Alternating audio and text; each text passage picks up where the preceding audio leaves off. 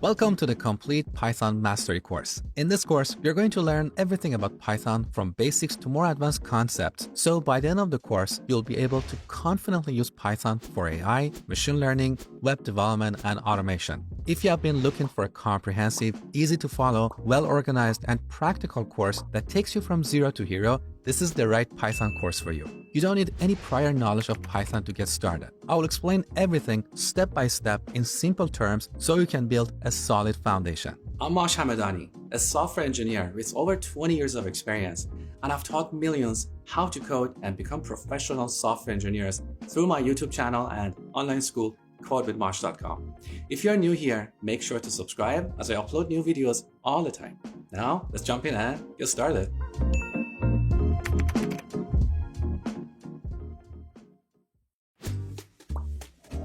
In this course, you're going to learn everything you need to get started with Python. Just be aware that I've designed this course for beginners, so if you have some programming experience, check out my other Python course for developers. You can see the link on the top right corner of this video. So, Python is the world's fastest growing and most popular programming language, not just amongst software developers, but also amongst mathematicians, data analysts, scientists, accountants, network engineers, and even kids. In fact, it's the ideal programming language to learn first.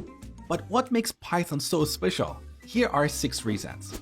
With Python, you can solve complex problems in less time with fewer lines of code than many other languages. That's why huge companies like Google, Spotify, Dropbox, and Facebook have embraced this beautiful and powerful language. Here's an example.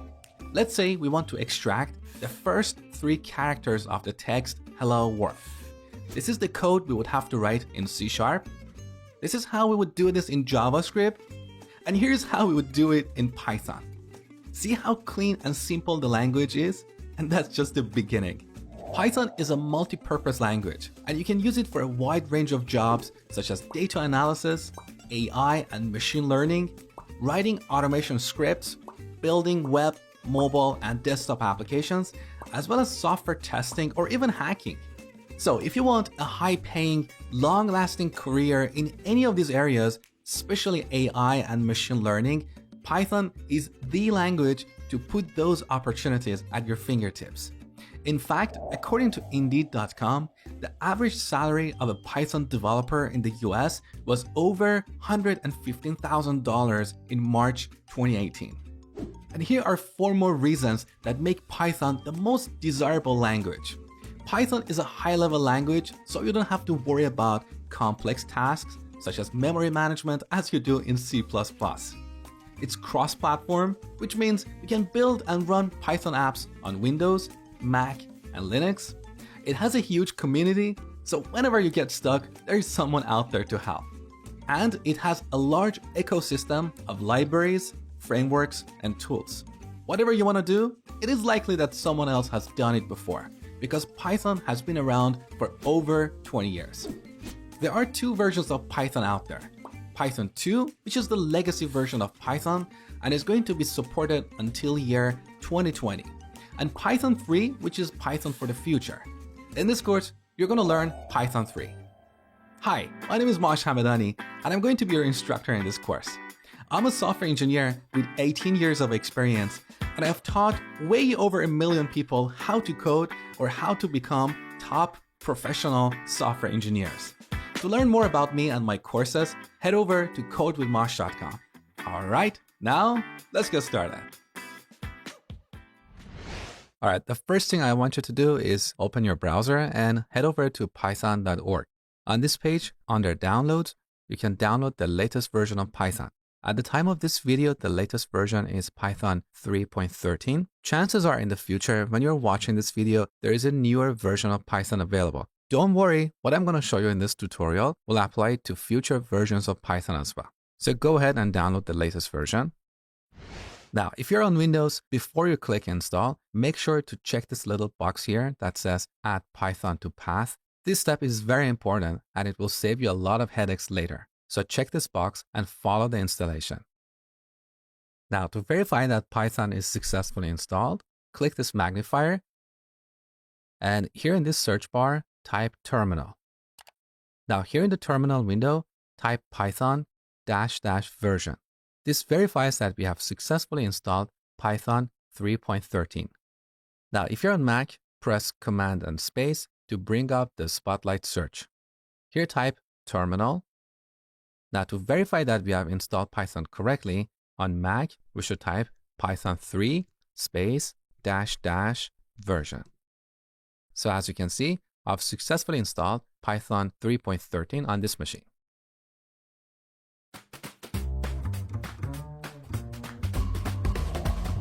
So this environment you see here is what we call Python interpreter, which is basically a program that executes Python code.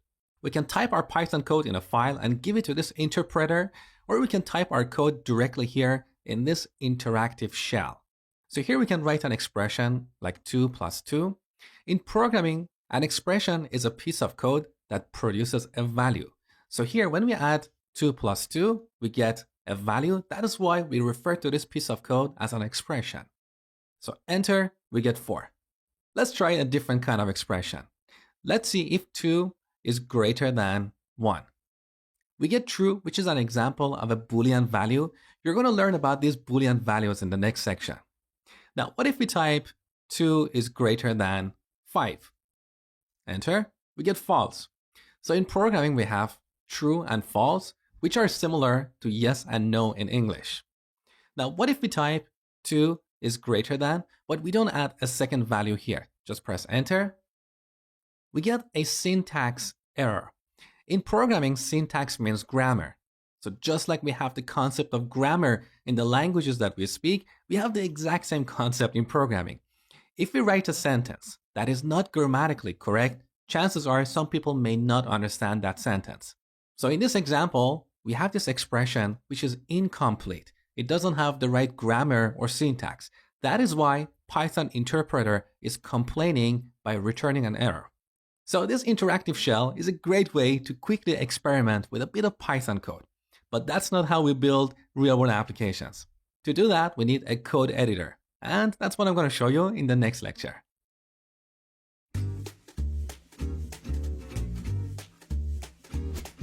When it comes to typing Python code, you have two options.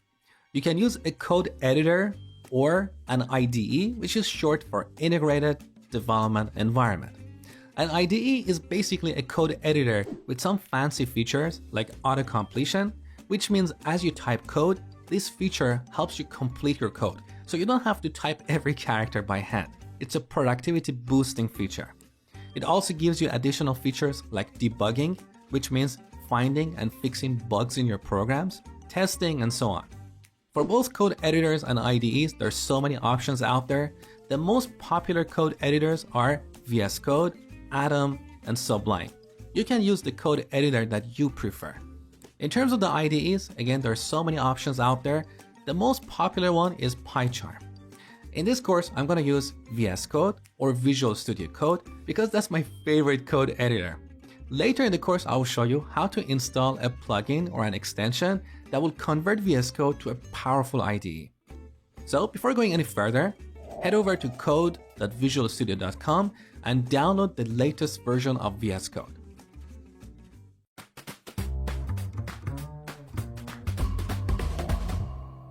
Now with VS Code open, on the top, from the File menu, go to Open, and somewhere on your disk, create a new folder. Let's call this folder Hello World. And then open it. Beautiful. Now click this icon on the top. This opens up the Explorer panel. In this panel, you can see all the files and folders in your project. So let's add a new file and call that app.py.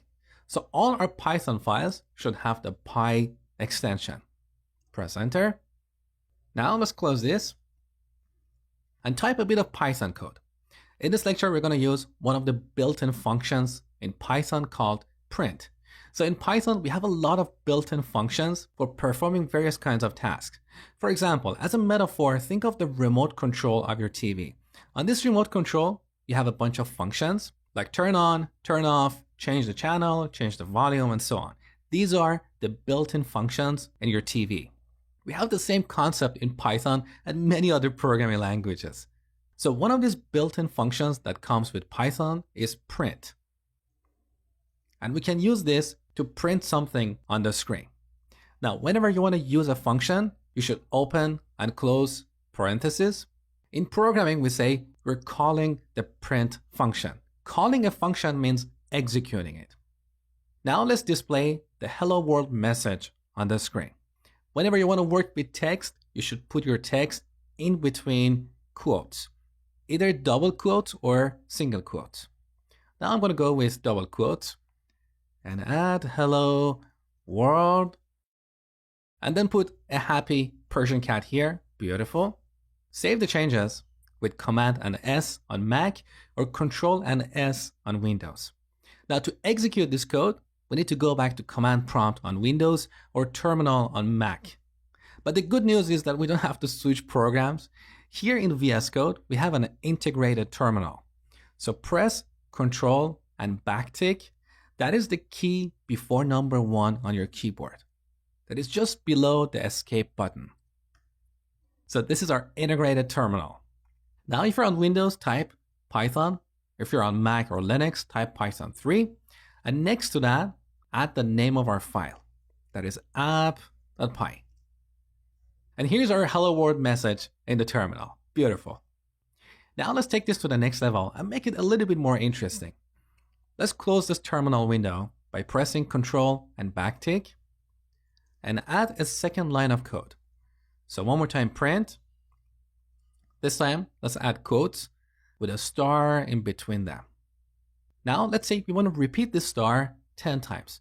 So here we can multiply this by 10, save the changes, open up the terminal, and run our program.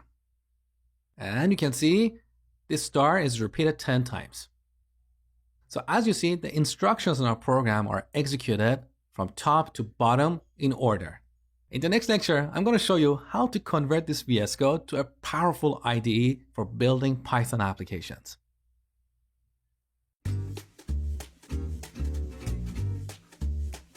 In this lecture, I'm going to show you how to convert VS Code to a powerful IDE by using an extension called Python. With this extension or plugin, we get a number of features such as linting, which basically means analyzing our code for potential errors. We also get debugging, which involves finding and fixing errors. We'll look at this later in the course. We also get auto-completion, which basically helps us write code faster, so we don't have to type every character. We get code formatting, which is all about making our code clean and readable, just like how we format our articles, newspapers, books, to make them clean and readable. We get unit testing, which involves writing a bunch of tests for our code. We can run these tests in an automated fashion to make sure our code is behaving correctly. And finally, we get code snippets, which are reusable code blocks that we can quickly generate, so we don't have to type them all by hand. Now, don't worry about memorizing any of these. As we go through the course, you're going to learn about these features. So back to VS Code. On the left side, click this icon. This opens the extensions panel where we can install additional extensions to enhance VS Code. Up here in the search bar, search for Python. All right, look, we have an official extension for Python from Microsoft. So go ahead and install this. Now you might see a box here saying reload. If you see that, make sure to click it to reload VS Code. Now with this extension installed, we have a ton of new functionality in VS Code for writing Python code. The first one I'm going to show you in this lesson is the ability to run our code.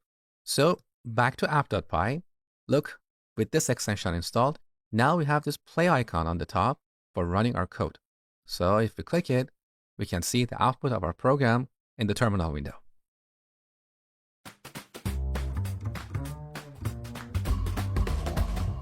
In this lecture, I'm going to show you linting in action.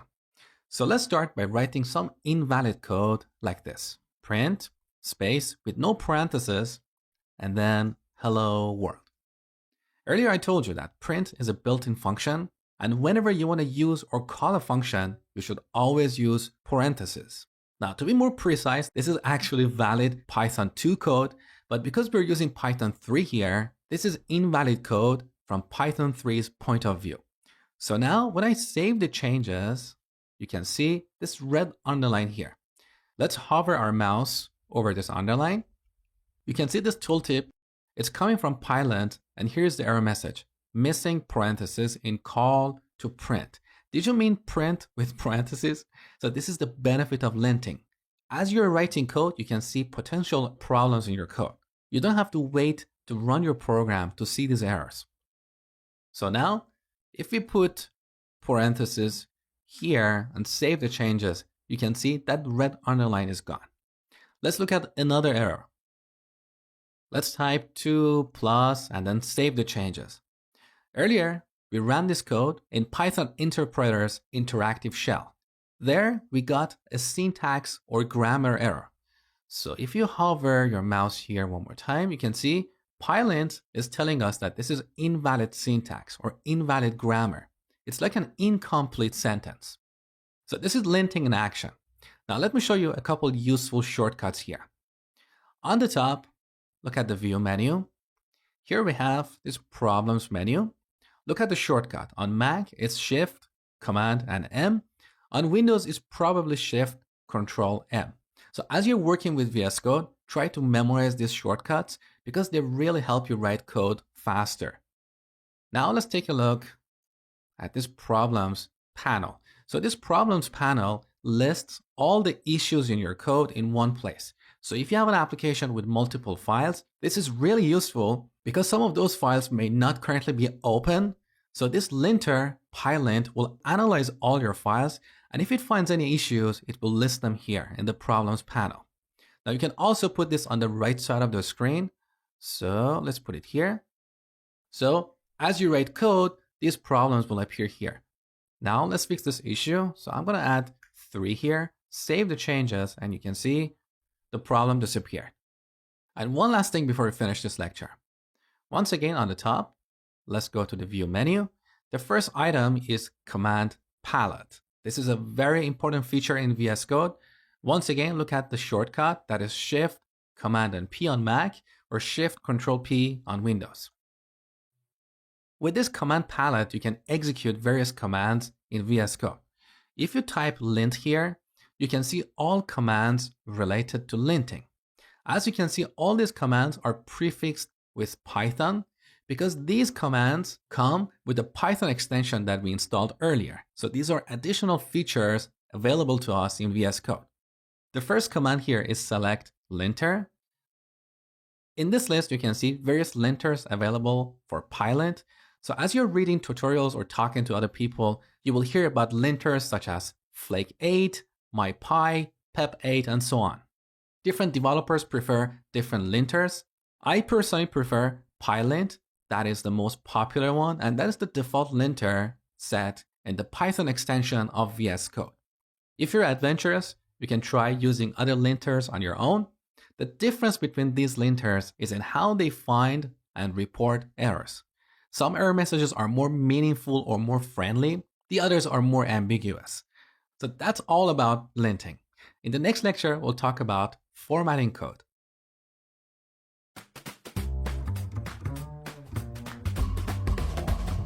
In Python community, we have a bunch of documents called Python Enhancement Proposals or PEPs. Here on Google, if you search for Python PEPs, you can see the list of all these PEPs under python.org/dev/PEPs. Let's have a quick look here. So here are the PEPs. You can see each PEP has a number and a title. The one that is very popular amongst Python developers is Pep8, which is a style guide for Python code. A style guide is basically a document that defines a bunch of rules for formatting and styling our code. If you follow these conventions, the code that you write will end up being consistent with other people's code. Now, if you have time, you can go ahead and read this Pep8 documentation. But if not, don't worry, because throughout this course, I'm going to explain the key things in Pep8. In this lecture, I'm going to show you a tool that helps you automatically format your code according to Pep8. So back in VS Code, let's write some Python code. X = 1. Here I'm declaring a variable and setting it to 1. If you're not familiar with variables, don't worry. In the next section, you're going to learn about them. So according to PEP 8, this code is considered ugly because by convention, we should add a space around this equal sign or the assignment operator. Now, since you're starting out with Python, you probably don't know these rules. So let me show you a tool that helps you automatically format your code. Let's revert this back to its original state. Now we need to go back to the command palette. Remember? So it's right here under View, and the shortcut is Shift, Command, and P. Here, if you search for format, you can see this command, format document. The first time you execute this command, you're going to see this message here. Formatter AutoPEP 8 is not installed. So there are a bunch of tools for formatting Python code. The most popular one is AutoPEP 8. And this is the tool that this Python extension we installed uses to format our code. Now, if you don't see this, you can install AutoPEP 8 using the extensions panel. So once again, on the left side, click this icon and search for AutoPEP 8. There it is. Let's install it. Good. So let's go ahead and install this. Good. Now, one more time, let's open up the command palette and execute format document. See, this tool automatically formats our code. Beautiful. Let's take a look at another example. I'm going to declare another variable, y, and set it to 2, and a variable with a long name, like unit underline price, and we set this to 3. Now, some developers have this habit of formatting their variable declarations like this. So they put all these equal signs in the same column. According to PEP 8, this is considered ugly. So once again, let's format our code. That is better. Beautiful. Now let me show you a trick. Opening up this command palette and searching for format document every time is a little bit time consuming. So I'm going to show you how to have your file automatically formatted as soon as you save the changes. On the top, let's go to the Code menu, Preferences, and Settings. Here in the search box, search for Format on Save. So we have this option, Editor, Format on Save. Take this. Now back to app.py. I'm going to change the formatting of these lines, make them really ugly. Now, as soon as I save the changes, you can see my code is reformatted. Beautiful.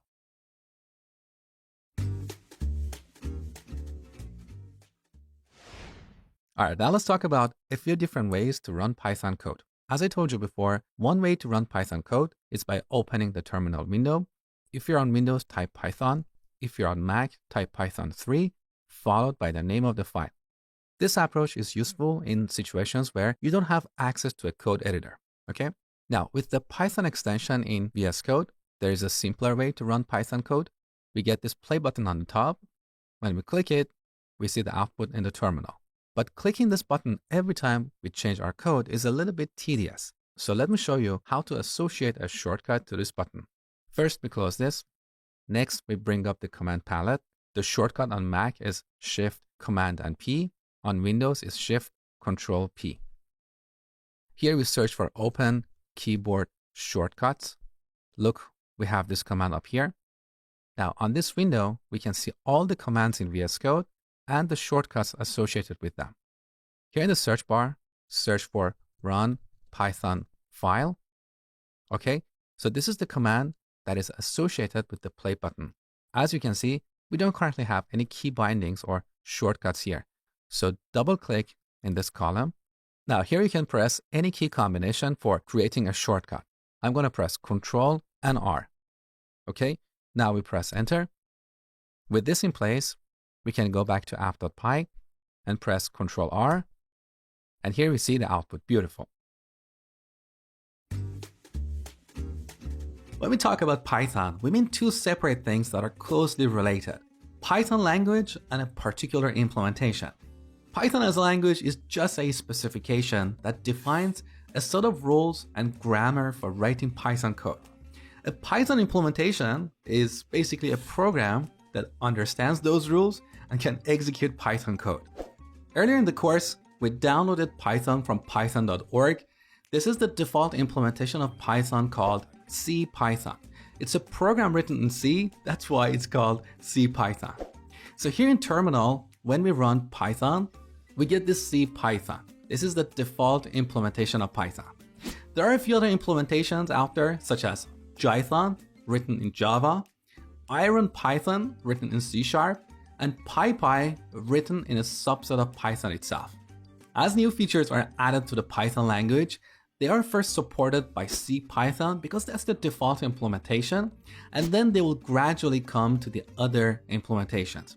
In theory, if we give some Python code to any of these implementations, we should get the same result. But in practice, that's not always the case. Certain features may be available in one implementation but not another, or they may just behave a little bit differently in a particular implementation. Now you might ask, what is the point of this? Why do we have several implementations of Python? Wouldn't CPython be enough? Well, it's for the same reason that we have multiple operating systems, or multiple browsers, or multiple programming languages. After all these years, we programmers haven't agreed on a single programming language, and that's the same story with Python implementations. However, there is one technical reason behind these implementations that you should be aware of. Since Jython is implemented in Java, it allows you to reuse some existing Java code in a Python program. So if you're a Java developer and you want to import some Java code into a Python program, you should use Jython instead of CPython.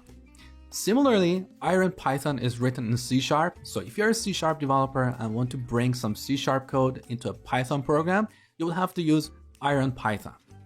Next, we'll look at how exactly CPython executes Python code.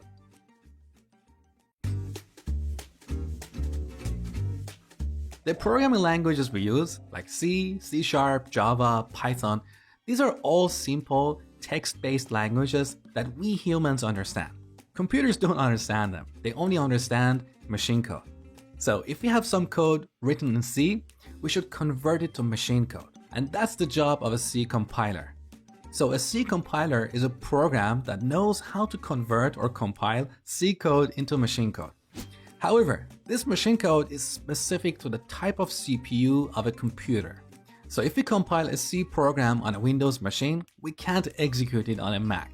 Because Windows and Mac have different machine code, just like how people from different countries speak different languages. Java came to solve this problem. Java compiler doesn't compile Java code into machine code. Instead, it compiles it into a portable language called Java bytecode, which is not specific to a hardware platform like Windows or Mac. Now, we still need to convert Java bytecode to machine code.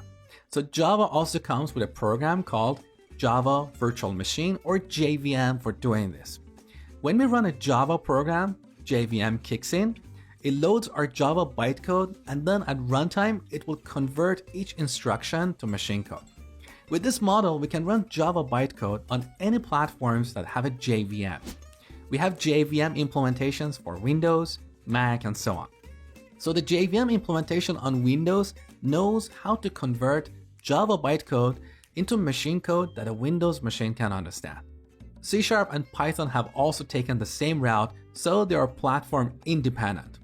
When we run a Python program using CPython, first it will compile our Python code into Python bytecode, then it will pass that bytecode to Python virtual machine, which will in turn convert it into machine code and execute it. This is how CPython works. In the last lecture, we talked about various Python implementations. I told you that if you want to reuse some Java code in a Python program, you should use Jython. Now let's see how Jython makes this possible. When you use Jython to run a Python program, instead of compiling your Python code into Python bytecode, it will compile it to Java bytecode. So you can take this Java bytecode and run it using Java Virtual Machine. And that's why you can import some Java code into a Python program when using Jython, because the end result is Java bytecode, which will eventually be executed by Java Virtual Machine.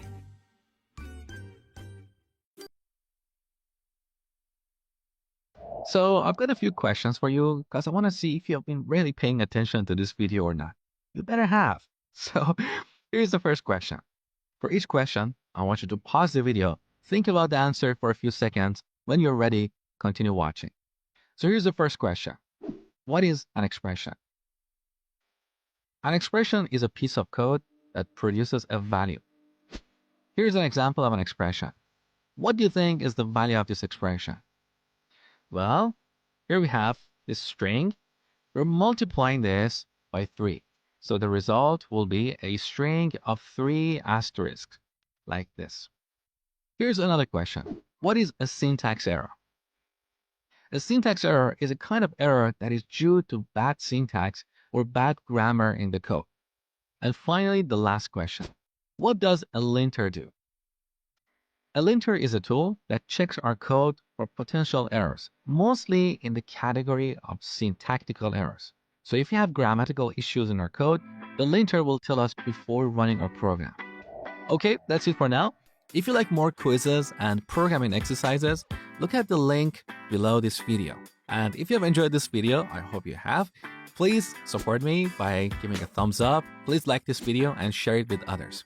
In the next section, we're going to look at the fundamentals of Python.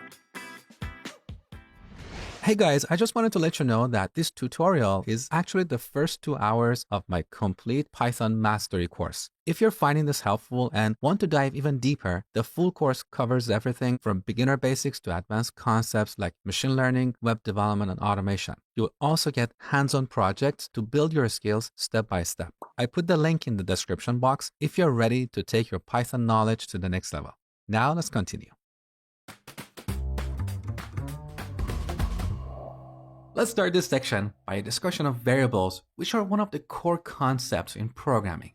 We use variables to store data in computers' memory. Here are a few examples. I'm going to define a variable called students_count and setting it to 1,000. When we run this program, Python interpreter will allocate some memory and store this number 1,000 in that memory space. Then it will have this variable reference that memory location. So this variable is just like a label for that memory location. We can use this variable or this label anywhere in our program to get access to that memory location and the data stored there. So now if we print students count and run our program, we will get the number 1,000. So this is the basic of variables. Now, what kind of data can we store in computer's memory? Well, we have several different kinds of data.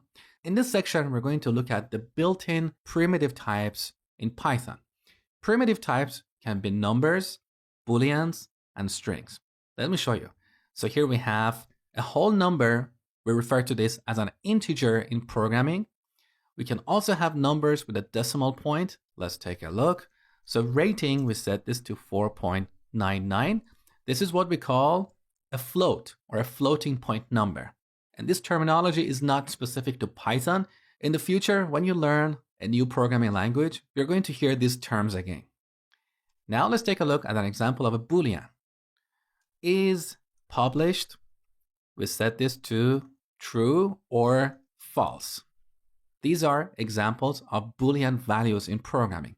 So Boolean values can either be true or false, and these are exactly like yes and no in English. Later in the course, you will learn that we'll use these Boolean values to make decisions in our programs. For example, if the user is an admin user, perhaps we want to give them extra permissions. So these are the Boolean values.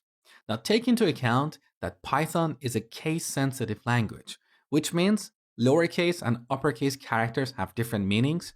So Boolean values should always start with a capital letter, like what you see here.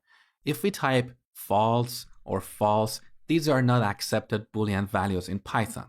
Only what you see here is a valid Boolean value. So false or true. And finally, let's take a look at an example of a string. So course underline name, we set this to a string like Python programming. So a string, as I told you before, is like text. Whenever you want to work with text in your programs, you need to surround your text with quotes. So these are the basics of variables.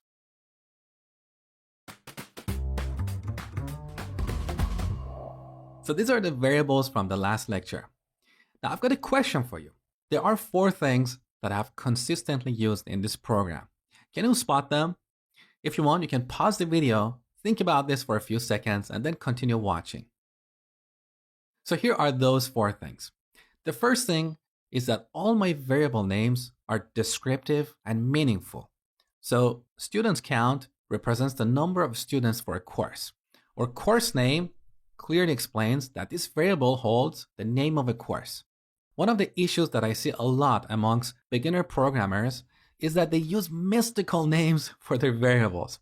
Something like this, CN as in short for course name. When someone else reads this code, they have no idea what CN stands for. Or they use variable names like C1. When I look at that code, I wonder, where is C2? And what is the difference between C1 and C2? So these variable names are very mystical. That's a bad practice. Make sure your variable names are always descriptive and meaningful because this makes your code more maintainable. Now, there are times that you can use short variable names like X, Y, Z if you're dealing with things like coordinates. So that's an exception. Now, the second thing that I have consistently used in this code is that I have used lowercase letters to name my variables. So here we don't have course name all in capital or in title case. All letters are lowercase, right? Let's delete these. The third thing that I've consistently used here is that I have used an underscore to separate multiple words. And I've done this to make my variable names more readable. Because in Python, we cannot have a space in variable names, so we cannot have course name. And if you put these 2 words together, it's a little bit hard to read. That's why we use an underscore. And the fourth thing that I have used consistently here is that I have put a space around this equal sign. Again, that's one of the issues I see a lot amongst beginners. They write code like this. This is a little bit ugly. This is what we call dirty code. Dirty, stinky, smelly. You should write code that is clean and beautiful so other people can read it like a story, like a newspaper article. It should be formatted properly. And that's why we have PEP 8 in Python. Now, the good thing is if you forget these rules, when you save the changes, AutoPEP 8 kicks in and it automatically reformats your code. But that aside, you should always give yourself the habit of writing clean code without relying too much on the tooling. So these are all the best practices about naming your variables. Next, we're going to look at strings in more detail.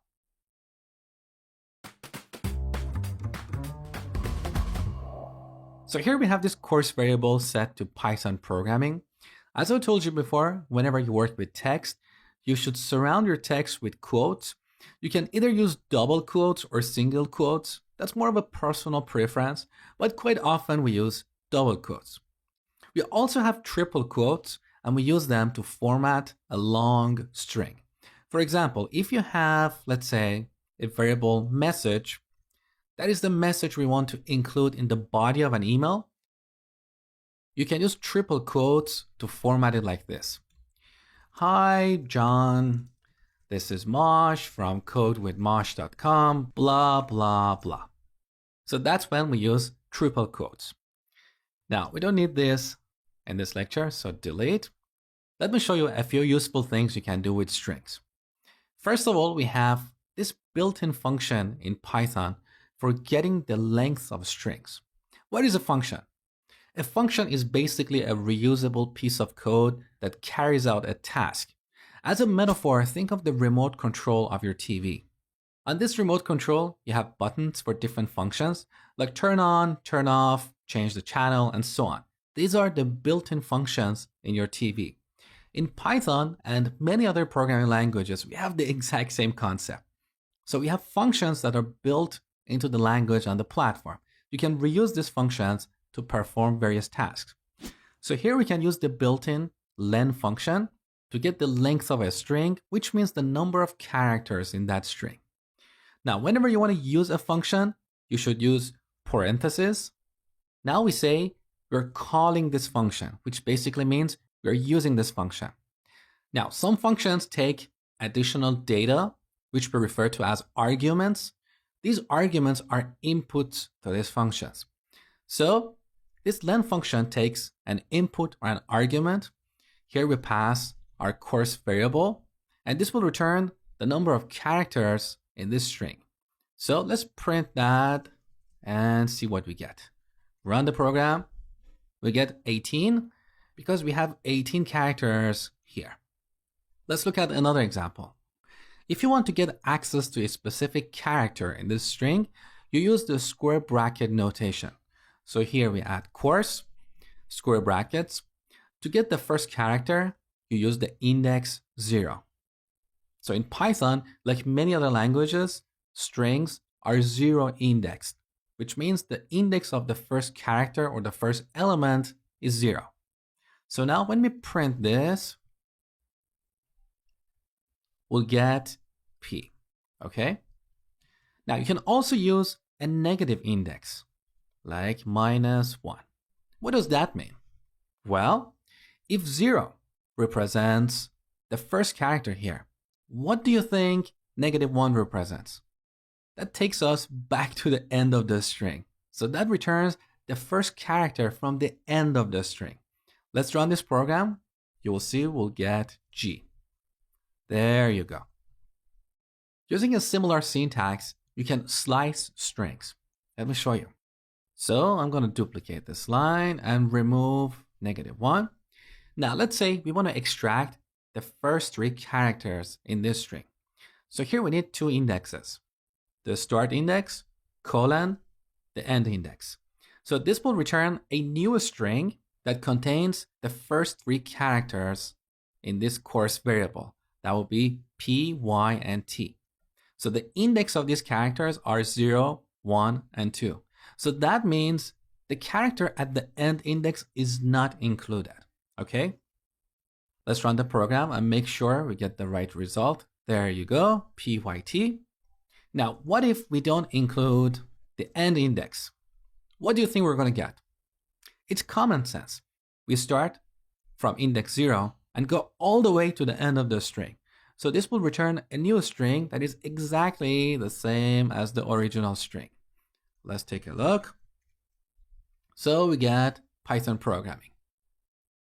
Now, what if we don't include the start index, but include the end index? What do you think we're going to get? Once again, it's common sense. So by default, Python will put 0 here. So it will start from the beginning of the string. So when I run this program, we should get PYT one more time. There you go. And finally, as the last example, if we don't include the start and the end index, this will return a copy of the original string. Let's look at this. So we get Python programming. Now, you don't have to memorize any of these. Just remember, we use the len function to get the length of a string. We use bracket notation to get access to a specific element or a specific character. And we use this notation to slice a string.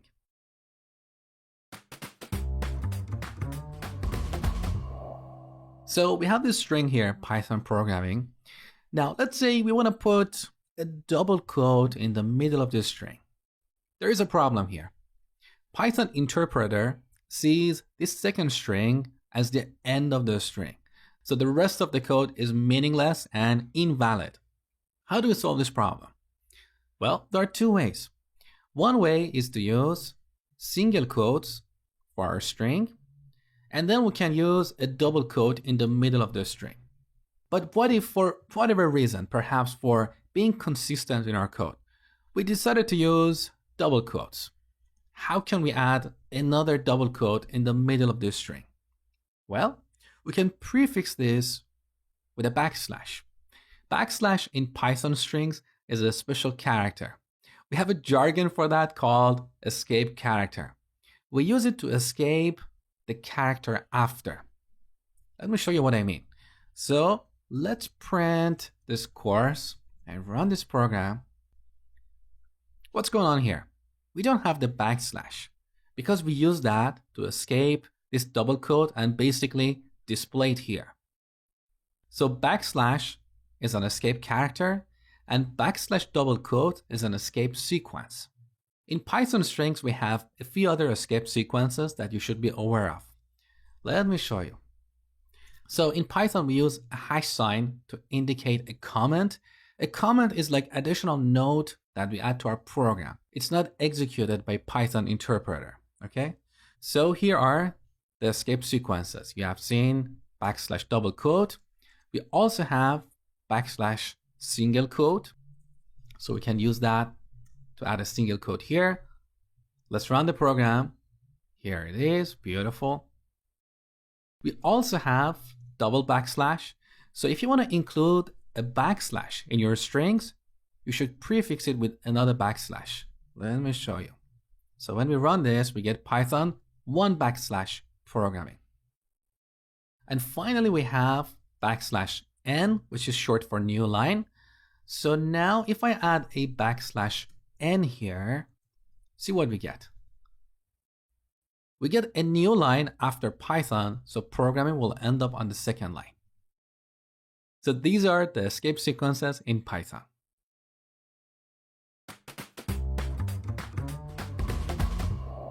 Here we have two variables, first and last. Let's say we want to print my full name on the console. So we can define another variable, full, set it to first, then concatenate it with a space, and one more time concatenate it with last. Now when we print full, we get my full name on the console. Beautiful. Now this approach of using concatenation to build a string is okay, but there is a better and newer approach. We can use formatted strings. So here we can set full to this string and prefix it with an f, which can be lowercase or uppercase. This formatted string doesn't have a constant value like these two strings here. It's actually an expression that will be evaluated at runtime. So here we want to add our first name. We use curly braces to print the value of the first variable. After that, we add a space, and then we add curly braces one more time to print the last name. So at runtime, this expression will be evaluated. What we have in between curly braces will be replaced at runtime. Now let's run this program one more time. We get the exact same result. Just be aware that you can put any valid expressions in between curly braces. So earlier you learned about the built-in len function. We can call len here to get the length of this string. Let's run this program one more time, so we get 4.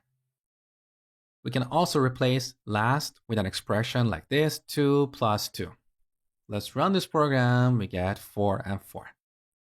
So when using formatted strings, you can put any valid expressions in between curly braces.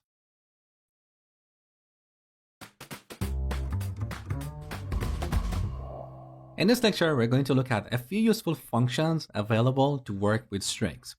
So earlier you learned about this built-in len function. This function is general purpose, so it's not limited to strings. Later, I will show you how to use this function with other kind of objects. But in Python, we have quite a few functions that are specific to strings. Let me show you. So here, if we type course dot, see, all these are functions available on strings. Now, in precise terms, we refer to these functions as methods.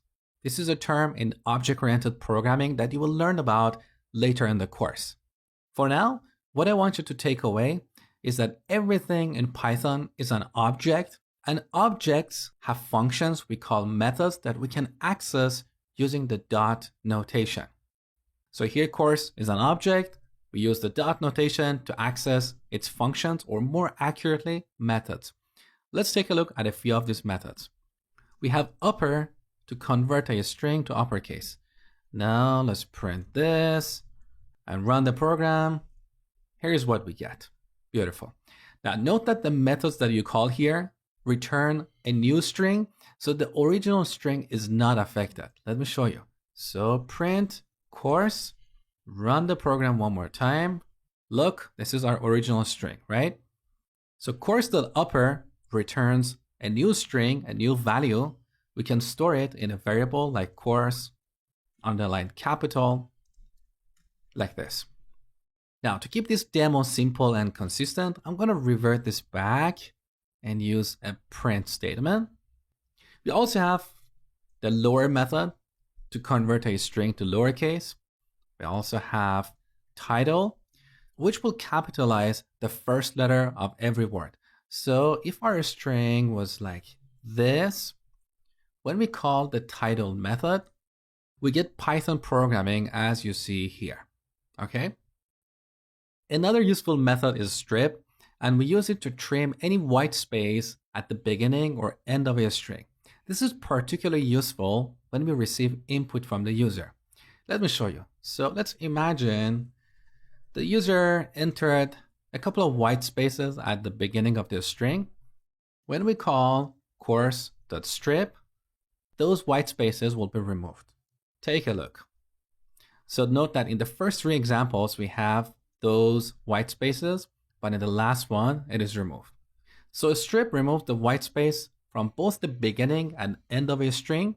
We also have lstrip, which is short for left strip, and rstrip, which is short for right strip. So it will remove the white space from the end of a string. If you want to get the index of a character or a sequence of characters in your string, you should use the find method. Let me show you. So course.find.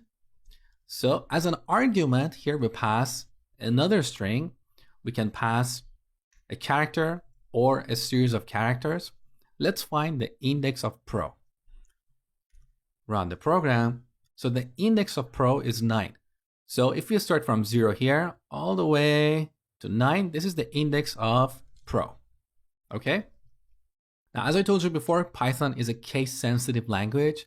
So if I pass a capital P here, obviously we don't have these exact characters in our string. So let's see what we get. We get -1. That means this string was not found in the original string. Another useful method is replace. So we call replace. With this, we can replace a character or a sequence of characters with something else. So let's say we want to replace all lowercase p's with j. With this, we get Jython gyrogramming, whatever that means. And finally, if you want to check for the existence of a character or a sequence of characters in your string, you can use the in operator. Let me show you. So print, we write an expression like this, pro in course. So this is an expression. As I told you before, an expression is a piece of code that produces a value. So this expression checks to see if we have pro in course. The difference between this expression and calling the find method is that the find method returns the index of these characters in our string, whereas this expression returns a Boolean, so it's a true or false. Let me show you. So run the program, we get the Boolean true. And finally, we have the not operator, and we use that to see if our string does not contain a character or a sequence of characters. So let's change this to Swift, not in course. When this expression is evaluated, what do you think we're going to get? Well, we don't have Swift in this string, so not in will return true. Let's take a look. There you go. So these are the useful string methods. Next, we'll look at numbers.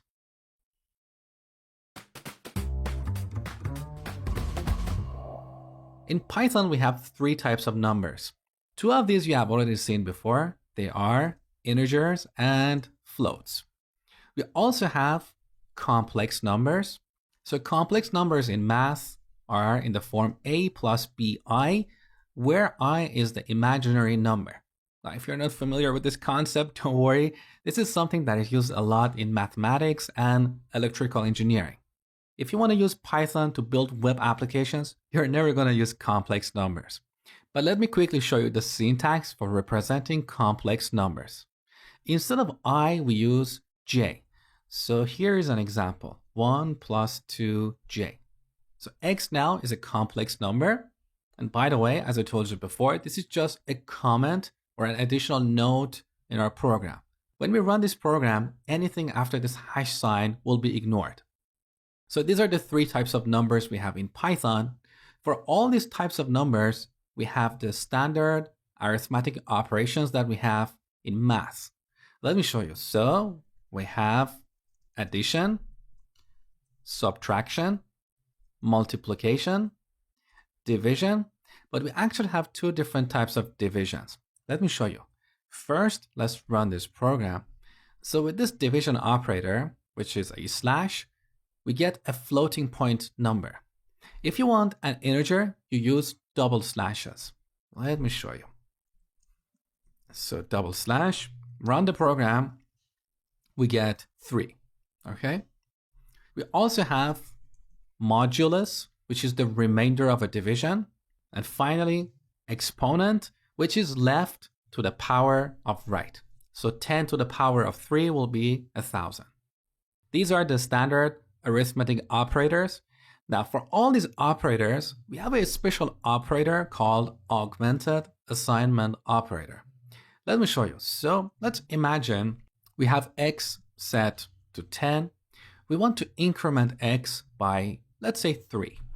We can write an expression like this, x equals x plus 3, or we can use an augmented assignment operator. That is a little bit shorter. So we write x plus equal 3. These two statements are exactly the same. Now here I'm using addition as an example. You can use any of these operators here. Next, I'm going to show you some useful functions to work with numbers.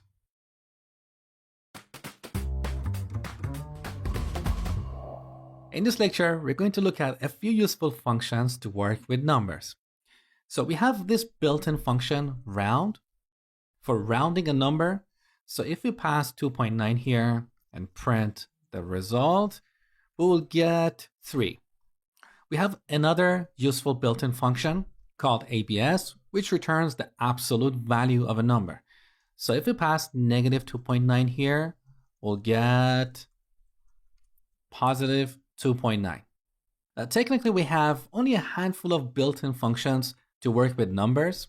If you want to write a program that involves complex mathematical calculations, you need to use the math module.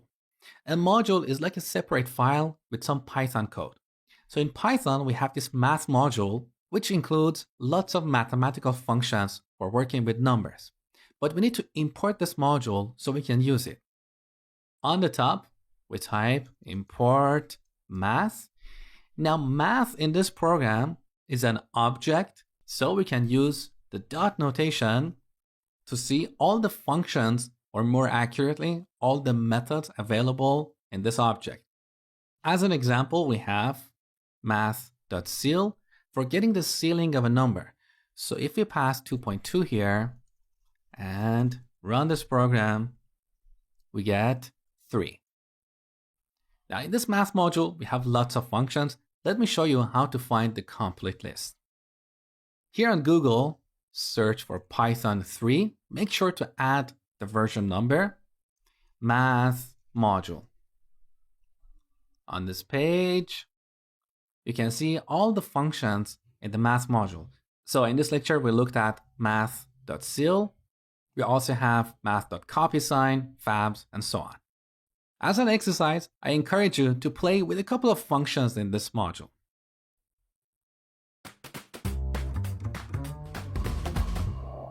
All right, now let's take a look at another useful built-in function in Python. We use the input function to get input from the user. As an argument, we pass a string. This will be a label that will be displayed in the terminal. You will see that in a second. So let's add x colon. Now this function returns a string, so we can store it in this variable. Now let's imagine that y should be x plus 1. Save the changes. Now don't run this program using the CodeRunner extension, because CodeRunner by default runs your program in the output window, which is read only. So you won't be able to enter a value. So open up the terminal using Control and backspace. Once again, if you're on Windows, type Python. If you're on Mac or Linux, type Python 3 and then app.py. So here's our label. Let's enter a value like 1. We got an error. Type error. What is going on here? Well, when we receive input from the user, this input always comes as a string. So this expression at runtime will look like this. String 1 plus 1. Note that the number 1 is different from string 1 because these are two different types. Now, when Python sees this expression, it doesn't know what to do because two objects can be concatenated if they are of the same type. So here we need to convert this string 1 to a number. In Python, we have a few built-in functions for type conversion. We have int for converting a number to an integer. We have float. We have bool and stir or string. Now, in this case, we don't need to convert x to a string because x is already a string. If you don't believe me, let me show you. So I'm going to comment out these few lines. Now, let's print type of x. So type is another built-in function. We pass an object as an argument and it returns its type. Also, I'm going to comment out this line because that's the bad boy. We don't want to execute this. Save the changes. Back in the terminal. Let's run this program one more time. Enter 1. Look, this is what the type function returns. Now, don't worry about the class. We'll talk about classes later in the course. So the type of x is a stir or string.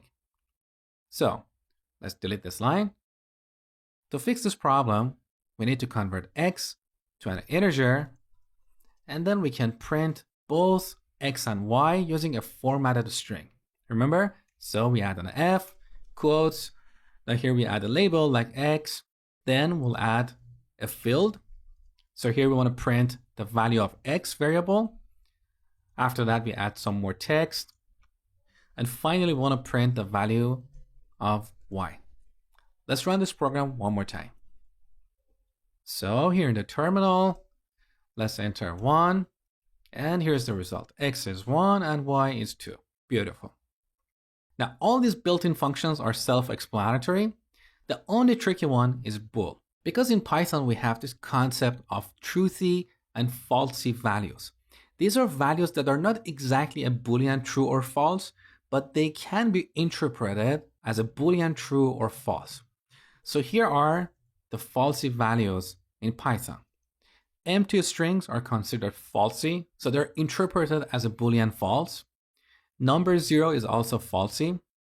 We have an object called none, which represents the absence of a value. We'll look at this later in the course. So whenever we use these values in a Boolean context, we'll get false. Anything else will be true. Let me show you a few examples. So in this interactive shell in Python, let's convert number 0 to bool. That's falsy, so we get false. What about bool of 1? We get true. If we pass a negative number, we'll also get true. If we pass a number larger than 1, like 5, we still get true. So we only get false when we try to convert 0 to a Boolean. Now with strings, I told you that an empty string is falsy. So here we'll get false. Anything else is true. So even if I have a string that is false, we'll get true. Because this is not an empty string, it's a string with a few characters. That's why it's evaluated as true. All right, once again, it's time for another quiz. Let's see if you have been really paying attention to this tutorial. So here's the first question. What are the built-in primitive types in Python? We have strings, numbers, and booleans. Numbers can be integers, floats, or complex numbers. Here's the second question. We have this variable fruit set to apple. What do you think we will see on the terminal when we print fruit of 1?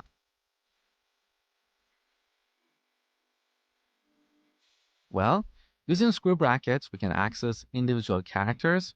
The index of the first character is 0, So this expression returns the second character, which is P. What if we add a colon and -1 here?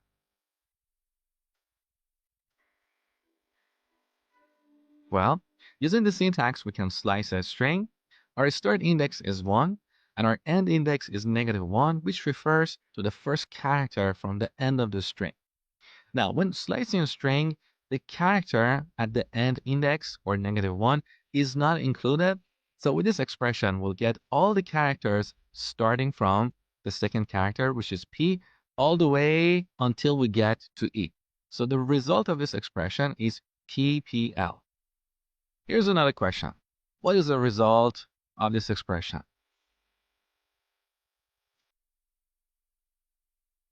Well, this is what we call the modulus operator, and it returns the remainder of a division, which is in this case 1.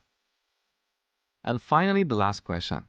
What do you think we will see when we print bool of false? Well, earlier I told you about falsy values in Python. So number 0, an empty string, and the non-object, these are all falsy values. Anything that is not falsy is considered truthy. Here we have a string that has 5 characters. It doesn't matter what those characters are. This is not an empty string. So it's not falsy, it's truthy. So when we convert it using the bool function, we'll get the boolean true. And this brings us to the end of this section. In the next section, you're going to learn the fundamentals of computer programming. I hope you have enjoyed this section, and thank you for watching.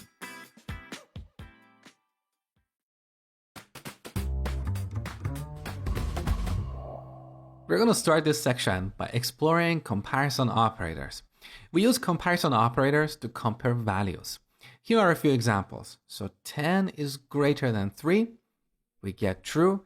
So what we have here is a Boolean expression. Because when this expression is evaluated, we'll get a Boolean value that is true or false. Here's another example. 10 is greater than or equal to 3.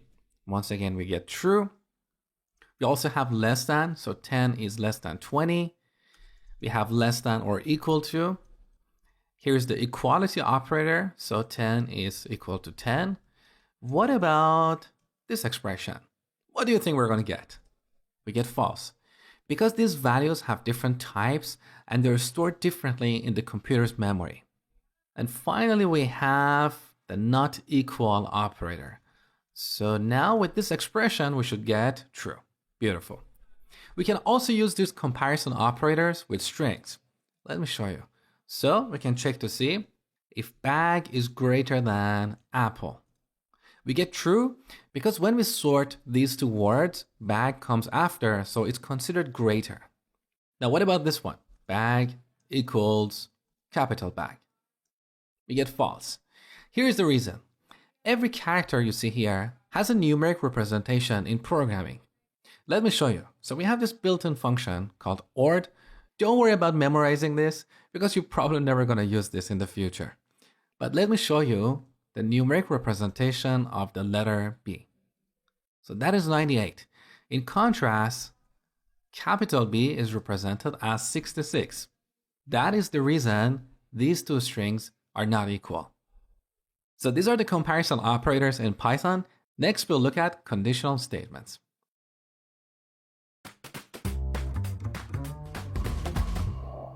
In almost every program, there are times you need to make decisions. And that's when you use an if statement. Here's an example. Let's say we have a variable called temperature. We set it to 35. Now, if temperature is greater than 30, perhaps we want to display a message to the user. So we use an if statement. If, after if, we add a condition, which is basically a Boolean expression, an expression that produces a Boolean value. So if temperature is greater than 30, here we have a Boolean expression. If this expression evaluates to true, the following statements will be executed. Let me show you. Now here's the important part that a lot of beginners miss. When you use an if statement, you should always terminate your statement with a colon. Now let's see what happens when I press enter.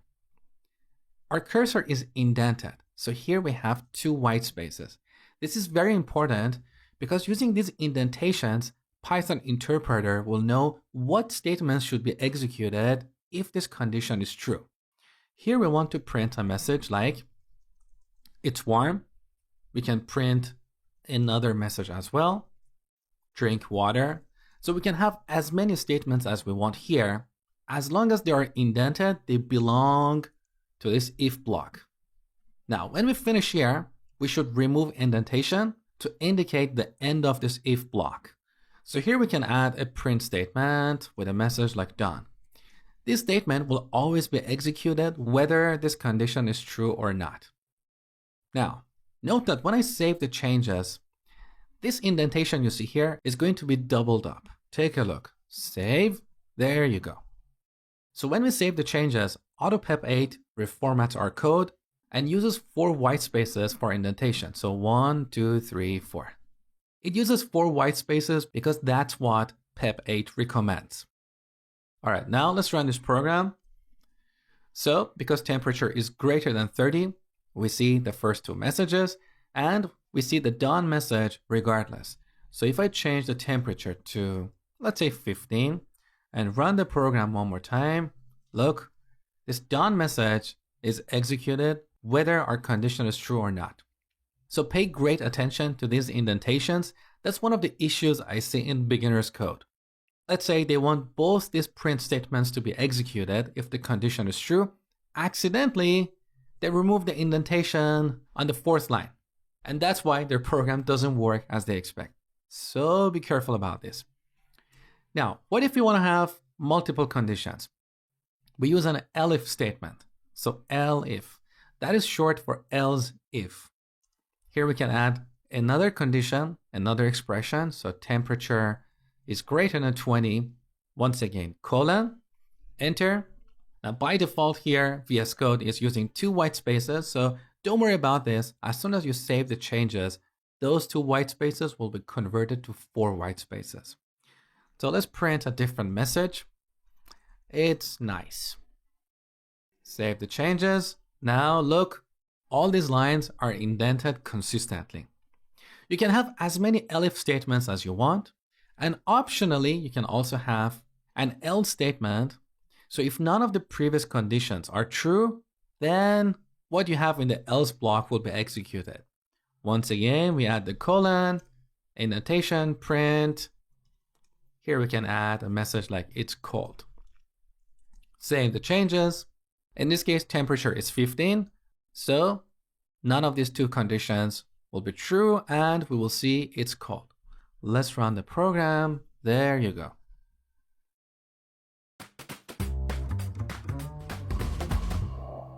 In this lecture, I'm going to show you a technique for writing cleaner code. So let's say we're building an application for a university and we want to check to see if the person who's applying for this university program is eligible or not. So we start by defining a variable called age, set it to 22. Now, if age is greater than or equal to 18, colon, print eligible, remove the indentation, else, colon, print not eligible. Let's run the program. Make sure it works. Beautiful. Now, there is nothing wrong in this piece of code, but I want to show you a cleaner way to achieve the same result. Instead of having a print statement here, we can define a variable like message and set it to this string. That is the first step. So message equals this string. And then we will print this message. Now, when you have an if-else statement with this structure, where you're basically assigning a value to a variable, you can rewrite this in a simpler way. So this is how it works. All we want to do over these few lines is to assign a value to this message variable, right? So we start with message. We set it to eligible if age is greater than or equal to 18, else we set it to not eligible. This statement is almost like plain English. So what we have on line 7 is exactly equivalent to these 4 lines of code. Delete, save the changes, run the program, you can see this person is eligible. If I change the age to 12 and run the program, we get not eligible. So what we have here is called ternary operator.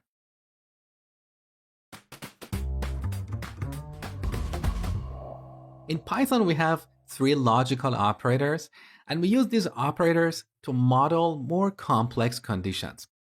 So these operators are and, or, and not. Let's see a real-world example of using these operators. So imagine we're building an application for processing loans. So we need 2 variables. High income, we can set this to true, and good underline credit, we set it to true. Now here's the condition we want to implement. If the applicant has high income and good credit score, then they are eligible for the loan. So if high income and good credit, we add the colon and print eligible. Now note that here I have not compared the value of this variable with true. That is one of the issues I see in a lot of beginners code. This is redundant and unprofessional because high income is a Boolean, so it's either true or false. We don't need to compare true with true. So if this condition is true and this second condition is true, then we will print eligible in the terminal. So save the changes and run the program. Obviously, this person is eligible. However, if one of these conditions is false, we will not see eligible in the terminal. So let's add an else statement here and print not eligible. Run the program. We see not eligible. So this is how the AND operator works. With AND operator, if both conditions are true, the result will be true. In contrast with the OR operator, as long as at least one of the conditions is true, the result will be true. So if I replace AND with OR here, we should see eligible in the terminal. Let's run it one more time. There you go. So these are the AND and OR operators. Now let's take a look at an example of the NOT operator. So I'm going to define another variable, student, set it to true. Temporarily, I'm going to remove this expression and simplify it. We'll come back to this later. So let's say if the person is eligible if they are not a student. The not operator basically inverses the value of a Boolean. So in this case, student is true. When we apply the not operator, the result will be false. So in this case, our condition will be false, and that's why this print statement will not be executed. Let me show you. So save, run the program, they're not eligible. If student was false, when we apply the not operator, we'll get true, so our condition will be true and we'll see eligible. Let's run it one more time. There you go. With these operators, we can model even more complex conditions. Here is an example. A person can be eligible if they have either high income or good credit, and they should not be a student. Let me show you how to implement this condition. So if high income or good credit, we want at least one of these conditions to be true. So we put these in parentheses. We want to separate these from the other condition, which is not a student. Now, the result of this should be true, which means at least one of these conditions should be true. After that, we'll add and not student. And finally, colon. So with these operators, you can model all kinds of real-world scenarios.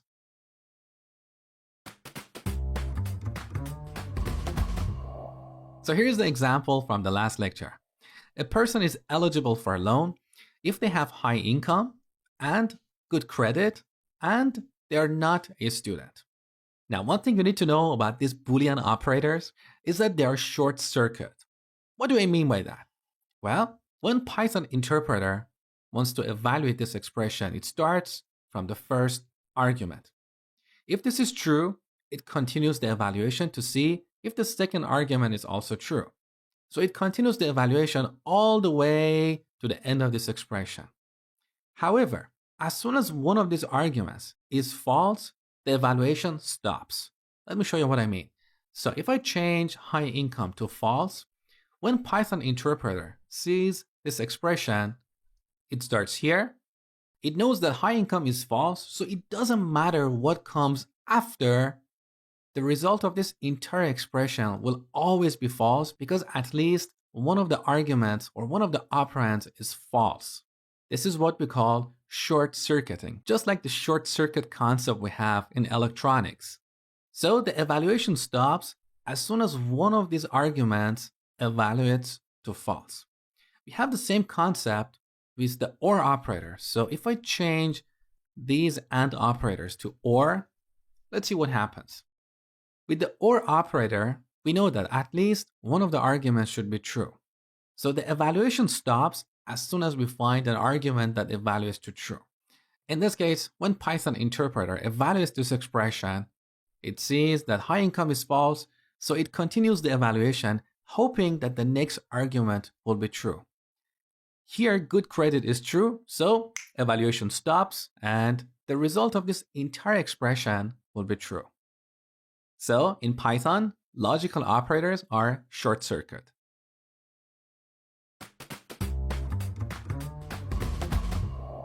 In this lecture, I'm going to show you how to chain comparison operators. This is a very powerful technique for writing clean code. Here's an example. Let's say we want to implement a rule that says age should be between 18 and 65. Here's how we can implement it. So we define a variable like age, set it to 22. Now, if age is greater than or equal to 18 and age is less than 65, then we print eligible. Now here's a question for you. How do we write this rule in math? We can write it like this. Well, more accurately, we should have an equal sign here. So age should be between 18 and 65. This is how we write this rule in math. Now, I've got some good news for you.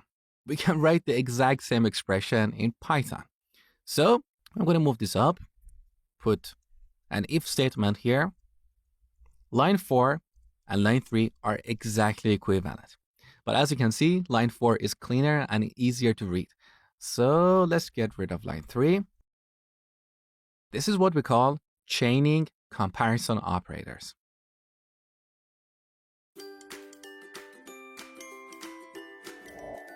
All right, here's a little quiz for you. I want you to pause the video and think about this quiz for 10 to 20 seconds. What do you think we'll see on the terminal when we run this program? So pause the video, figure out the answer. When you're ready, come back, continue watching. All right, let's see what happens when we run this program. First, we get this if statement. In this case, we're comparing two different objects for equality, and these objects have different types. We have a number compared with a string. So number 10 and string 10 are not equal. That is why A will not be printed on the terminal. So the control moves to the elif part. Here we have two Boolean expressions. Here's the first one. Here's the second one. And they are combined using the logical AND.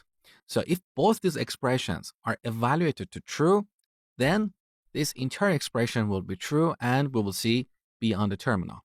Let's see if both these expressions are evaluated to true. Here's the first part. Bag is greater than apple. That is true because when we sort these words, bag comes after apple. But look at the second part. This expression is evaluated to false because bag is not greater than cat. So when we apply the logical AND between true and false, the result will be false. That is why this statement will not be executed. So the control moves to the else part, and when we run this program, the letter C will be printed on the terminal.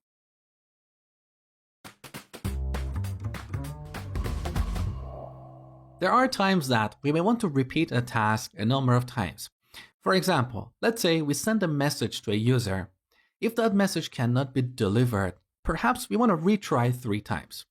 Now, for simplicity, let's imagine this print statement is equivalent to sending a message. In a real-world program, to send a message to a user, we have to write 5 to 10 lines of code. Now, if you want to retry 3 times, we don't want to repeat all that code. That is ugly. That's when we use a loop. We use loops to create repetition. So here's how it works. We start with for, number, in. We have a built-in function called range. Now, how many times we want to repeat this task? Let's say 3 times. So we call range and pass 3 as an argument. Now, similar to our if statements, we need to terminate this line with a colon, enter, we get indentation. So in this block, we can write all the statements that should be repeated 3 times. Let's do a print, a message like attempt. Save the changes, run the program. So we have attempt printed 3 times, beautiful. Now, what is this number? Let's take a look. It's a variable of type integer.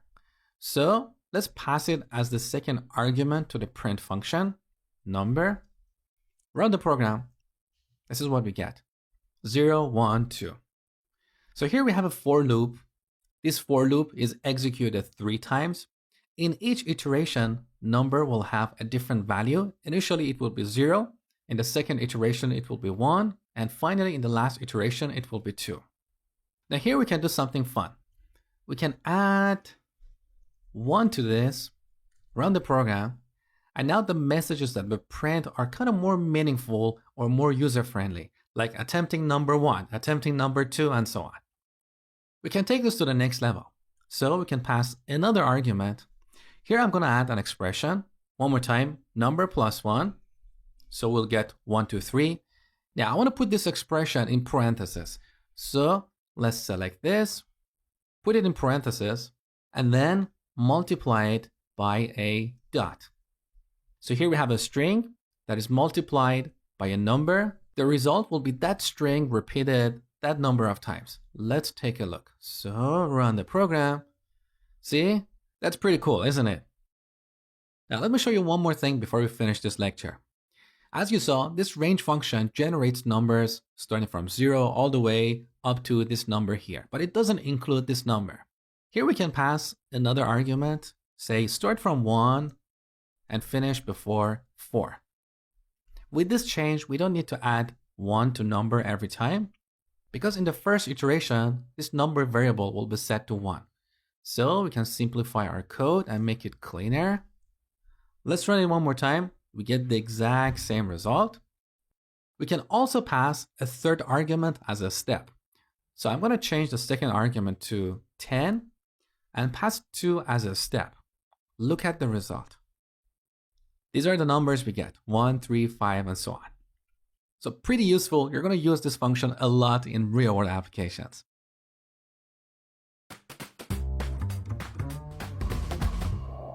Continuing with the example from the last lecture, let's imagine the scenario where after the first attempt, we can successfully send the message. In that case, we want to jump out of this loop. We don't want to repeat this task of sending a message 3 times.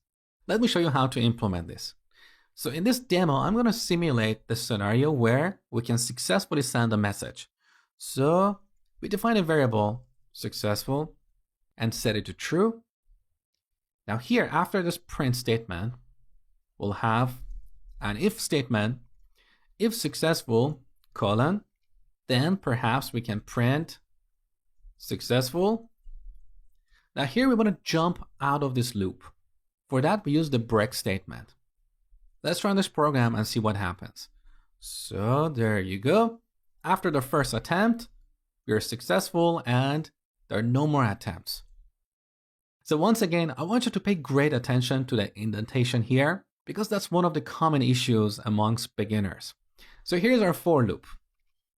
These 2 lines are indented with 4 spaces and they belong to our for loop. In every iteration, these 2 lines will be executed. Now, when we get to line 4, if this condition is true, then these 2 lines will be executed because both these lines are indented below this if statement. Now, let's take this program to the next level. What if we attempt 3 times and we still cannot send an email? Perhaps we want to display a different message to the user. We say, hey, we tried 3 times, but it didn't work. So I'm going to change successful to false Now at the end, here we can add an else statement. This is what we call a for else statement. What we put under this else statement will only be executed if this loop completes without an early termination. So if we never break out of this loop, then the else statement will be executed. So here we can print a message like attempted 3 times and failed. So run the program. See what we get. 3 attempts followed by this message, attempted 3 times and failed. In contrast, if we change successful to true, because we terminate this loop using this break statement, what we have in the else block will not be executed. Take a look. Run the program. We have 1 attempt, successful, done.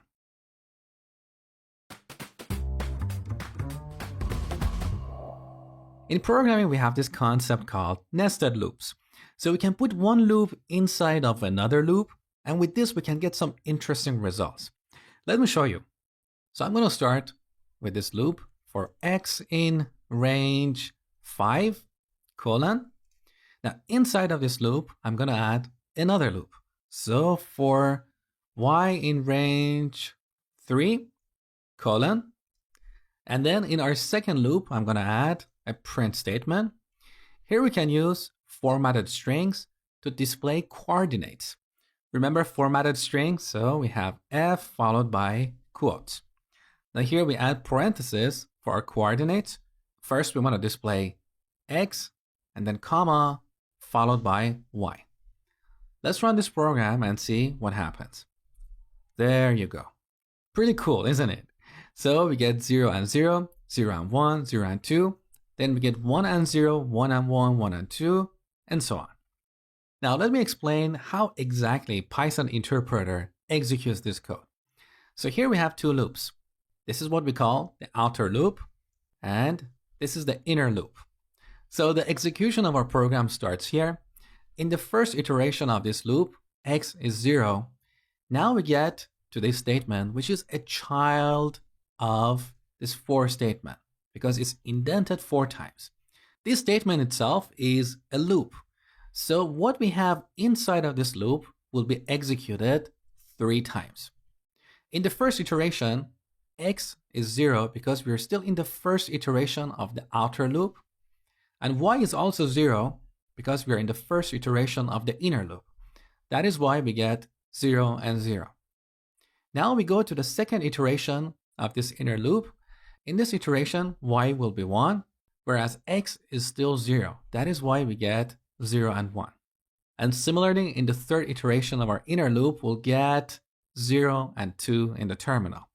Now we're done with the execution of the inner loop, so the control moves back to our outer loop. Here will be in the second iteration, so x will be 1, and then we start here again. So we have to execute this inner loop 3 times. In the first iteration, y will be 0 and x is 1. So here we have 1 and 0, then we'll get 1 and 1 and 1 and 2. You got the point. So this is all about nested loops.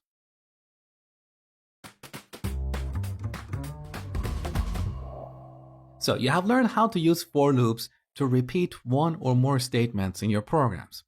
Now let's dive deeper and see what this range function returns. So earlier you learned about the built-in type function. With this function, we can get the type of an object. So if I pass 5 here and run this program, this is what we get. So the type of this number or this object is int or integer. Now let's look at the type of the value that we get from the range function. So as an argument, we pass range of a number. Let's run this program. So this range function returns an object of type range. So in Python, we have primitive types like numbers, strings, and booleans, but we also have complex types. Range is an example of one of those complex types. Throughout this course, you're going to learn about a lot of other complex types. Now, what is interesting about this range object is that it's iterable, which means we can iterate over it or use it in a for loop. That is why we can write code like this. So this range function returns a range object which is iterable, which means we can iterate over it. In each iteration, x will have a different value. Now, range objects are not the only iterable objects in Python. Strings are also iterable. So here we can add a string like Python.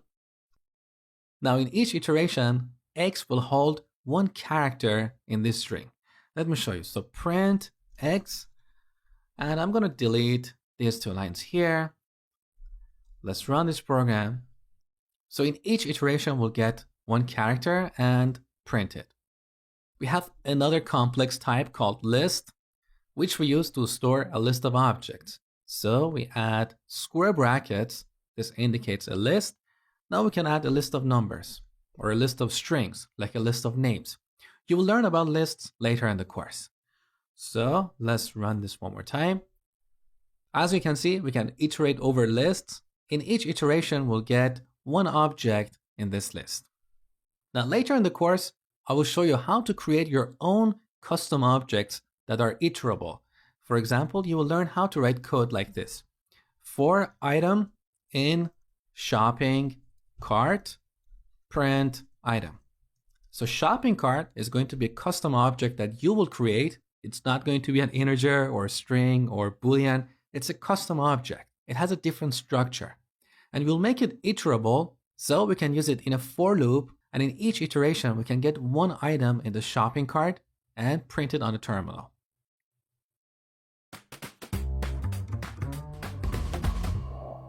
So you have learned that we use for loops to iterate over iterable objects. In Python, we have another kind of loop that is a while loop. And we use that to repeat something as long as a condition is true. Here's an example. So let's define a variable number and set it to 100.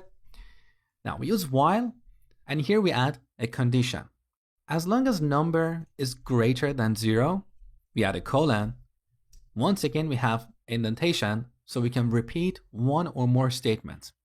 We can print this number, and then we can divide it by half. So number equals number.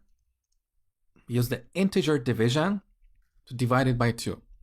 Or we can use the augmented assignment operator to shorten this code, like this. Now let's run this program. So here's what we get. Initially, our number is 100. We divide it by half. We get 50, then 25, and so on. So as you can see, in this example, we are not iterating over an iterable, like a range object or a string or a list. We are evaluating a condition and repeating a task. Let me show you a real-world example of a while loop. In this interactive shell, Python is waiting for an input. We can type something like 2 plus 2. It will evaluate it and ask for the next input. We can add another expression like 10 is greater than 2. So these steps will continue until we press Ctrl D. So behind the scene, we have a while loop that continues execution until we press Ctrl D. That is the condition that causes the while loop to terminate. Let me show you how to build something like this in Python. So let's define a variable, command, and set it to an empty string. Now, here we need a while loop. We want this while loop to execute as long as command does not equal to quit. So command does not equal to quit. Colon. In this loop, we want to continuously get input from the user. So we use the built-in input function. We add a label like this, get the result and store it in the command variable. Now at this point, Python Interactive Shell will evaluate this command. We are not going to do that in this lecture because that's way too complex. For simplicity, we can just echo back what the user entered. So print echo, and as the second argument, we pass this command. So this is our while loop. It will execute until we type quit. Now, as I told you before, don't run this program using the Code Runner extension because by default, it will run your program in the output window, which is read only. So open up the terminal using Control and backtick and run Python or Python 3 app.py. So here's our command prompt. Let's type 2 plus 2. It echoes back. Let's type 3 times 2. There you go. If we type quit, our program terminates. Now let's try it one more time. What if we type quit in uppercase?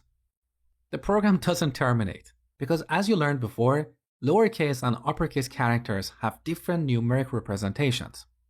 So quit in lowercase is different from quit in uppercase. Now, to solve this problem, an amateur programmer may do something like this. And command does not equal to capital quit.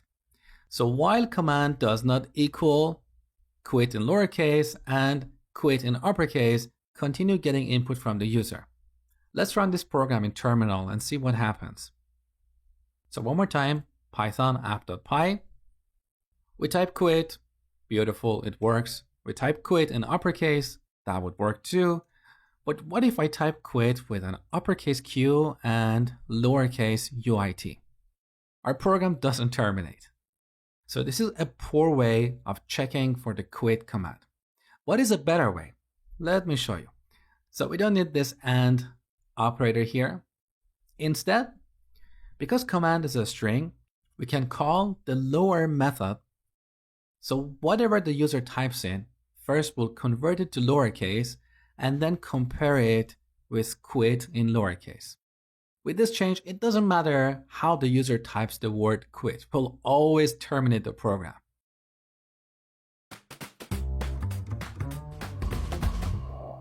Now, the last thing I want to discuss in this section is the concept of infinite loops. An infinite loop is a loop that runs forever. So if I change this condition to true, because true is always true, this while loop will run forever. So to jump out of this, we need a break statement. So after we get the input from the user, we can get the command, convert it to lowercase, and see if it equals to quit. If that's the case, we want to break. Now with this change, we no longer need to initialize command to an empty string. Previously, we needed this because we had a while statement like this. While command does not equal quit. So we had to define this command variable, and that's why we have set it to an empty string. Without this line, when Python interpreter tries to execute this code, it doesn't know what command is. So now that we have an infinite loop, we no longer need to define command and set it to an empty string. So in terms of functionality, this program is exactly the same as the program we wrote in the last lecture. Just be aware of these infinite loops. Because they run forever, you should always have a way to jump out of them. Otherwise, your program will run forever. And this can sometimes cause issues because if you're executing operations that consume memory, at some point your program may run out of memory and crash.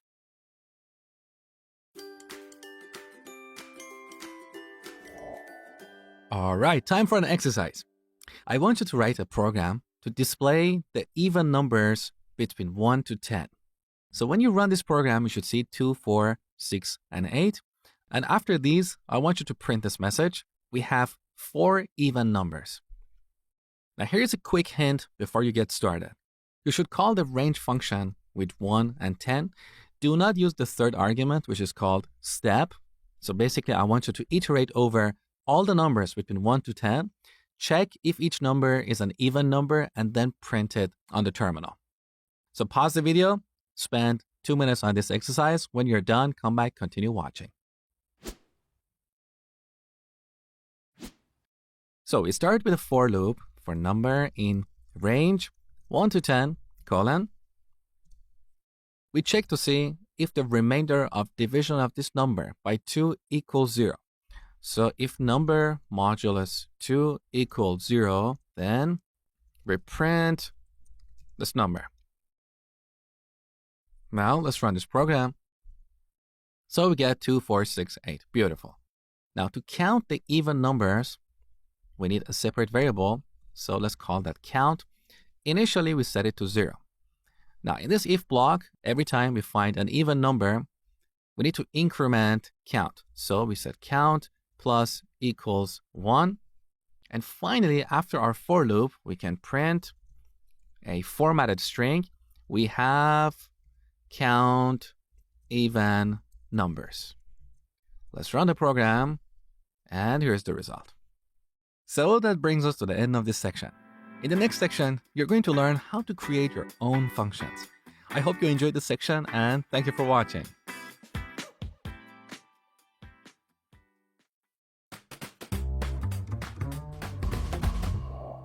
So far, you have learned how to use some of the built-in functions in Python, such as print, round, and so on.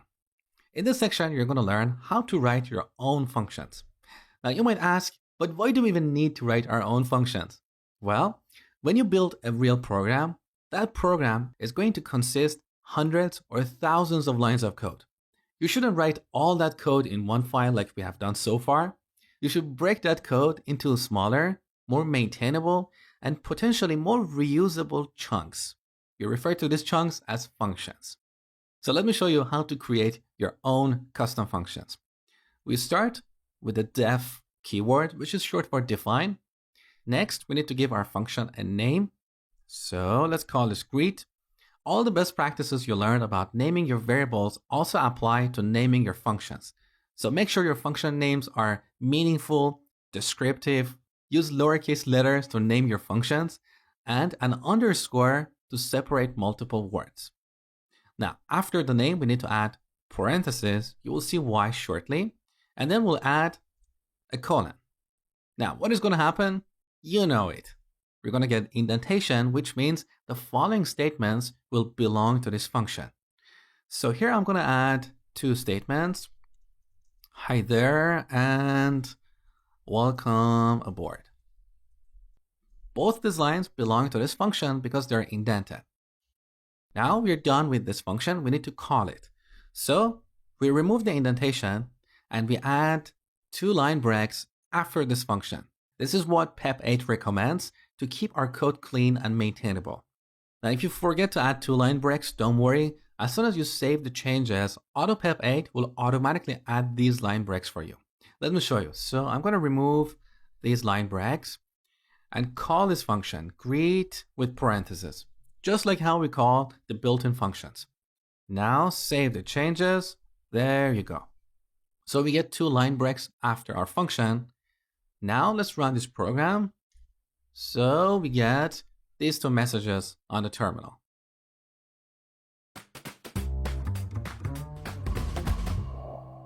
Now here's a question for you.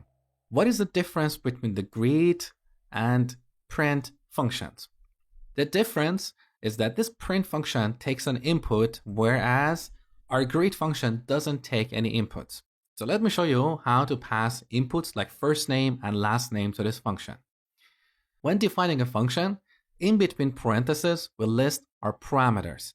So here we add two parameters like first underline name and last underline name. Now, when calling this function, we need to supply two values for those parameters.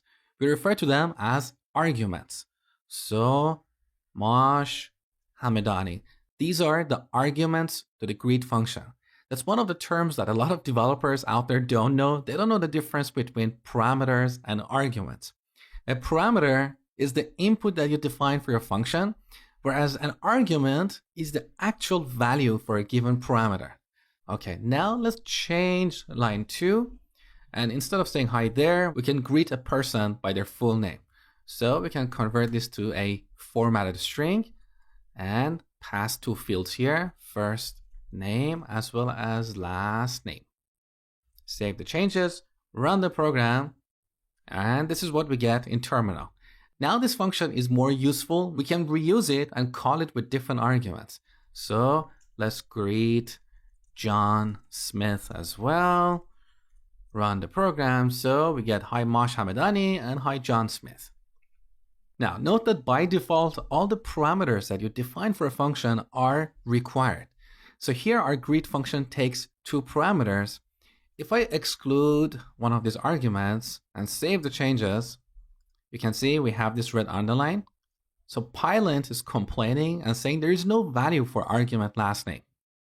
Also, if we run the program, we get this type error. Greet missing one required positional argument. So let's put this back. Now later I will show you how to define optional parameters.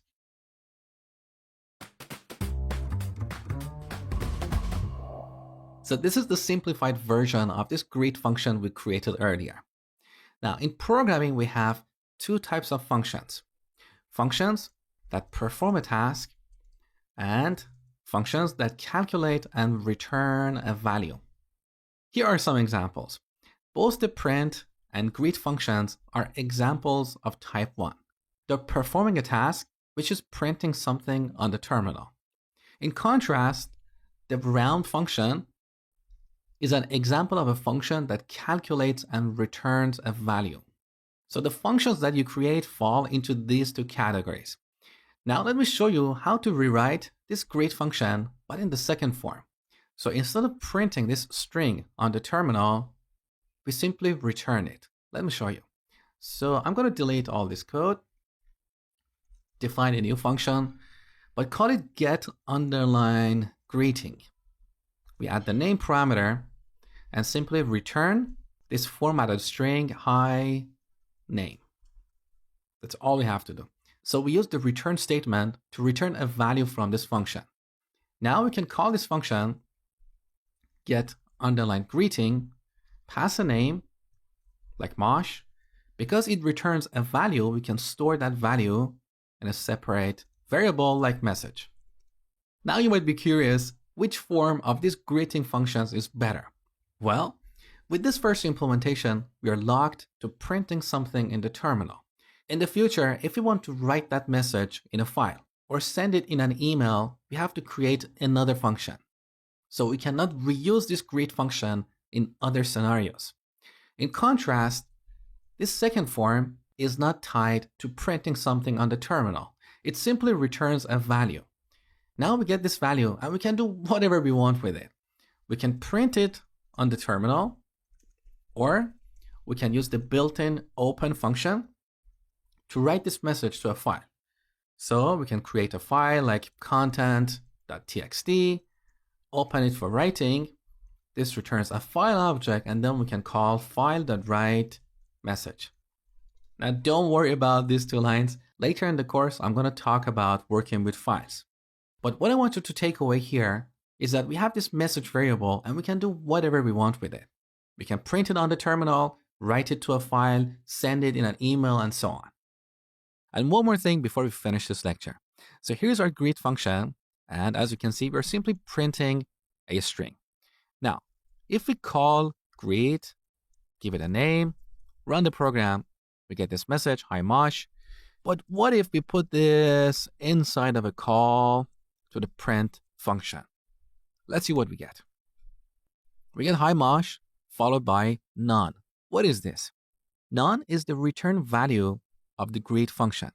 So in Python, all functions by default return the none value. None is an object that represents the absence of a value. Later in the course, you're going to learn more about none. What matters now is that all functions return none by default unless you specifically return a value. So here, if we return some string, none will no longer be returned. Now, I just want to clarify something. Earlier, I told you that we have two types of functions in programming, functions that carry out a task or functions that calculate and return a value. So back to the code we previously had. So even though this function returns none by default, it is still classified as a function that carries out a task.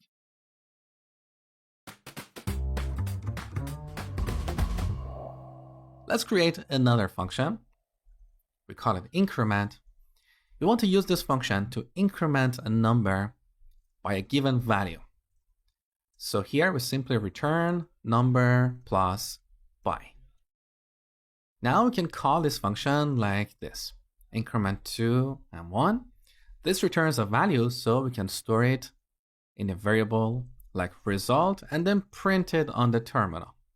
Let's run the program. We get 3, beautiful.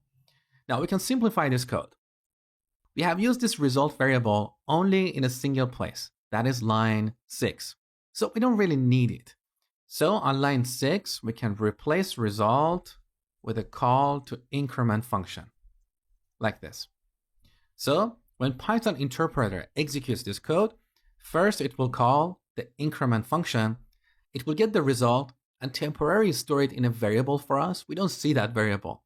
And then it will pass that variable as an argument to the print function.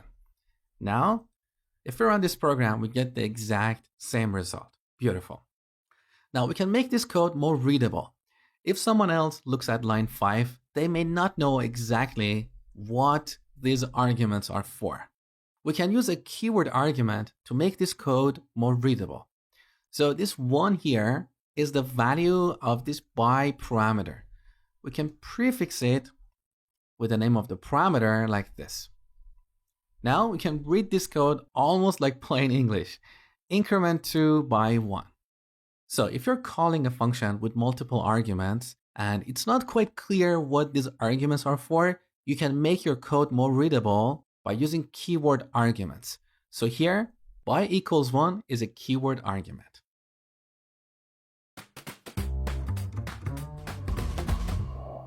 Earlier I told you that all the parameters that you define for a function are required by default.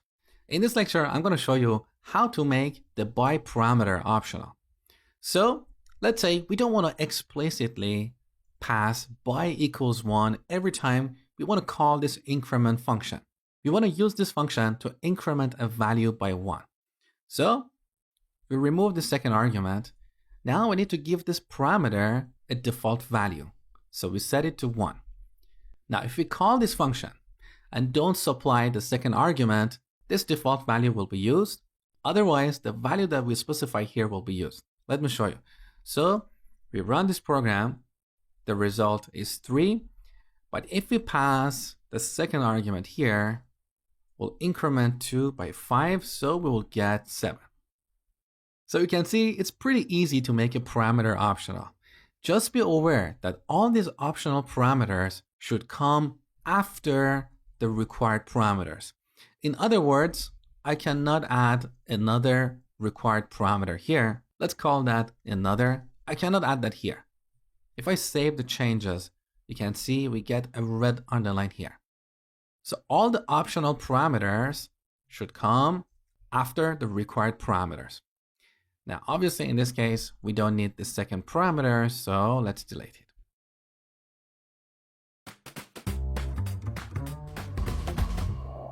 There are times that you may want to create a function that takes a variable number of arguments. Here is an example. Let's define this function, multiply, that takes 2 parameters, x and y, and simply returns x times y. Now we can call this function like this. So far, so good. But what if we want to pass 1 or 2 more arguments here? That doesn't work because our multiply function takes only 2 parameters. To solve this problem, we need to replace these 2 parameters with a single parameter. We use a plural name here to indicate that this is a collection of arguments. And then we prefix it with an asterisk. This is the magical part. Let me show you what happens when you use an asterisk here. So temporarily, let's delete this line and simply print numbers. Let's see what we get here. So run the program. You can see all our arguments and they're packed in parentheses. What is this? Well, earlier you learned about lists. I briefly mentioned that you can use square brackets to create a list of objects like 2, 3, 4, 5. Now later in the course, we have a comprehensive section about lists. So don't worry about the details of lists and how they work.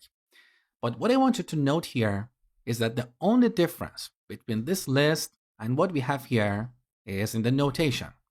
So we use square brackets to create lists and parentheses to create tuples. Some people call it tuples or tuples. So a tuple is similar to a list in that it's a collection of objects. The difference is that we cannot modify this collection. We cannot add a new object to this tuple. Once again, later in the course, we're going to have a comprehensive section about lists, tuples, and other data structures. What matters now is that these tuples, just like lists, are iterable. So we can iterate over them, which means we can use them in loops. Let me show you. So let's write for number in numbers colon. Let's just print one number at a time. Actually, we don't need this line, so delete and run the program. So we iterate over this tuple, and in each iteration, we get one number and print it on the terminal. So now with a simple change, we can calculate the product of all these numbers. All we have to do is to define a variable like total. Initially, we set it to 1, and then in each iteration, we get total and multiply it by the current number. Or we can rewrite this statement using an augmented assignment operator. So total times equal number. Line 5 and 4 are exactly identical. So I'm going to use line 5 because it's shorter and cleaner. Delete. And finally, we'll return the total. Now, one of the issues I see often in beginners code is that they don't use this indentation properly. So they put the return statement here, and then they wonder why their function doesn't work properly. If you put the return statement here, it will be part of the for loop, so it will be executed in each iteration. In this case, after the first iteration, because of this return statement, will return from this multiply function. So the total will not be calculated properly. We need to put this at the same level of indentation as other statements in this function. So here we have our for statement. We loop over all the numbers, we calculate the total, and then finally return it. So with this implementation, we can get the result and print it on the terminal. Let's run the program, and you can see the product of these numbers is 120. Hey guys, I just wanted to let you know that this tutorial is actually the first 2 hours of my complete Python mastery course. If you're finding this helpful and want to dive even deeper, the full course covers everything from beginner basics to advanced concepts like machine learning, web development, and automation. You'll also get hands-on projects to build your skills step by step. I put the link in the description box if you're ready to take your Python knowledge to the next level.